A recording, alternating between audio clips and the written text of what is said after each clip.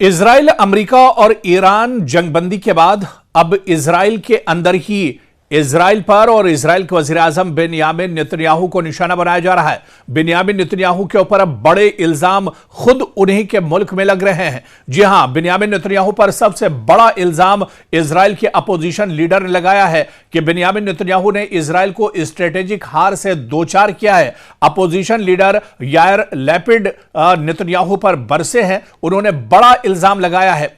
दरअसल इजरायली सियासत में इस बयान के बाद हलचल बढ़ गई है, अफरा तफरी इजराइल के अंदर बढ़ गई है। नेतन्याहू पर अपोजिशन की जानिब से संगीन इल्जाम आयद किया गया है कि उन्होंने मुल्क को एक स्ट्रेटेजिक हार से दो चार कर दिया है। जी हां, अपोजिशन का मौकफ है कि हालिया फैसलों और पॉलिसियों ने न सिर्फ इजराइल की सिक्योरिटी पोजीशन को कमजोर किया, बल्कि आलमी सतह पर इसकी साख को भी नुकसान पहुंचा। इजराइल आज दुनिया के सामने बेनकाब हो चुका है। दरअसल जंग पर सियासी दुकान चमकाने वाले इजरायली वजीर आजम बेन्यामिन नेतन्याहू को ईरान जंग पर सख्त तनकीदों का सामना करना पड़ रहा है। अमेरिकी सदर डोनाल्ड ट्रंप ने सीजफायर के ऐलान किया तो इजराइल सख्ते में आ गया, लेकिन ट्रंप के ऐलान की हिमायत करने के अलावा इजराइल के पास कोई चारा नहीं था। ताहम इसने लबनान को इस सीजफायर से अलग बताकर अपनी खींच मिटाने की, यानी जो इसकी घबराहट थी, इसकी जो बेइज्जती एक तरह से आलमी पैमाने पर हुई थी, उस बेइज्जती को छुपाने के लिए इसने दरअसल सीजफायर के ऐलान के बाद एक तरह से लबनान पर हमला कर दिया, लबनान में बड़े पैमाने पर तबाही मचाई। लेकिन आप देखिए कि इजराइल में इस सीजफायर के बाद खलबली मची हुई है। इजरायली वजीर आजम बेन्यामिन नेतन्याहू निशाना साधते साधते खुद निशाने पर आ गए हैं।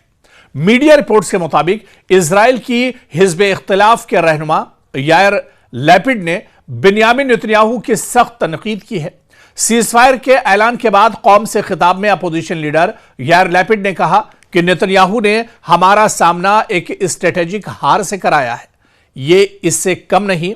हमने जो देखा वो तकब्बुर, गैर जिम्मेदारी, मंसूबाबंदी की कमी और अमरीकियों को बेचे जाने वाले झूठ का एक शर्मनाक मजमुआ था, जिसने दोनों ममालिक के दरमियान एतमाद को नुकसान पहुंचाया है।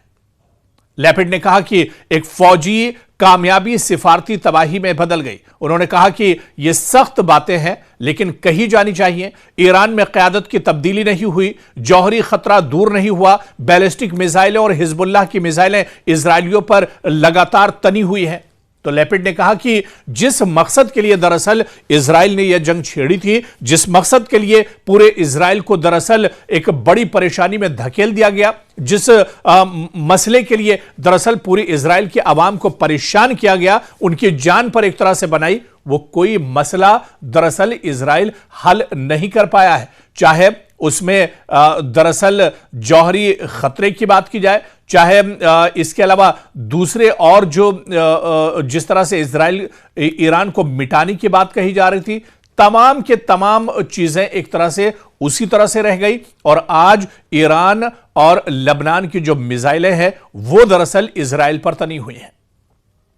उन्होंने मजीद कहा कि फौज ने वो किया जो उसे कहा गया और अवाम ने भी साबित कदमी का मुजाहरा किया, लेकिन नेतन्याहू सियासी और हिकमत अमली के लिहाज से नाकाम रहे और वह अपने तय करदा किसी भी हदफ को हासिल नहीं कर सके। तो यायर लैपिड, जो कि इजराइल में अपोजिशन लीडर हैं, उन्होंने सीधे सीधे बेन्यामिन नेतन्याहू पर इल्जाम लगाया कि जिस मकसद के लिए पूरी जंग इजराइल ने शुरू की थी, 40 दिनों के बाद उस जंग में इजराइल कोई भी हदफ दरअसल नहीं छू सका या उसको पार नहीं कर पाया। तो लगातार बेन्यामिन नेतन्याहू पर निशाना साधा जा रहा है। अपोजिशन जो पार्टियां हैं इजराइल की, वो लगातार बेन्यामिन नेतन्याहू पर निशाना साध रही हैं और यह इल्जाम बेन्यामिन नेतन्याहू पर लगाया जा रहा है कि अपने आप को बचाने के लिए उन्होंने पूरी इजराइल के कौम को, पूरी यहूदी कौम को एक तरह से खतरे के मुंह में धकेल दिया है। उन्होंने कहा कि आज ईरान और इसके अलावा लबनान से हिजबुल्लाह लगातार इजराइल के ऊपर अटैक कर रहे हैं। इजराइल के आवाम की जान पर एक तरह से बना ही है। और इसके लिए अगर कोई जिम्मेदार है तो वो दरअसल बिन्यामिन नेतन्याहू है। उनकी वो तमाम पॉलिसियां, उनकी वो तमाम नीतियां जो एक तरह से फेल हो गई हैं। तो जंग में जंगबंदी जरूर हुई है, जंग कुछ वक्त के लिए जरूर रुकी है, लेकिन इजराइल के अंदर सब ठीक ठाक नहीं है।